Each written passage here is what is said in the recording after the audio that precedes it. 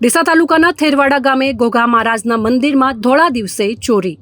ડીસા તાલુકાના થેરવાડા ગામના અર્બુદા નગરમાં આવેલા ગોગા મહારાજના મંદિરમાં દિવસના સમયે ચોરી થઈ છે। મંદિરમાંથી ચાંદીની મૂર્તિઓ અને રોકડ રકમની ચોરી થઈ છે।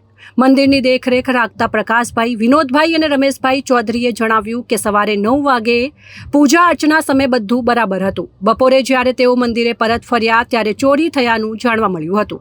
ચોરોએ 1 કિલો ચાંદીની ગોગા મહારાજની છતર એટલે કે નાગની મૂર્તિ અને 1 કિલો જેટલા 13 નાના ચાંદીના છતર ચોરી લીધા છે।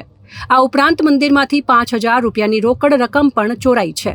આ જ મંદિરમાં 7 ઓક્ટોબર 2023ના રોજ પણ મોટી ચોરી થઈ હતી।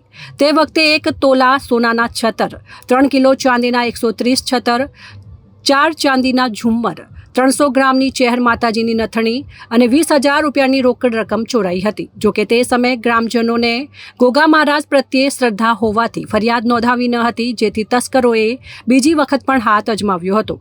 વારંવાર થતી ચોરીઓથી ગ્રામજનોમાં રોષ છે। ડીસા તાલુકા પોલીસે ઘટના સ્થળની મુલાકાત લીધી છે અને ફરિયાદ નોંધી તપાસ શરૂ કરી છે। ગ્રામજનોએ ચોરોને તાત્કાલિક પકડવાની માંગણી કરી છે।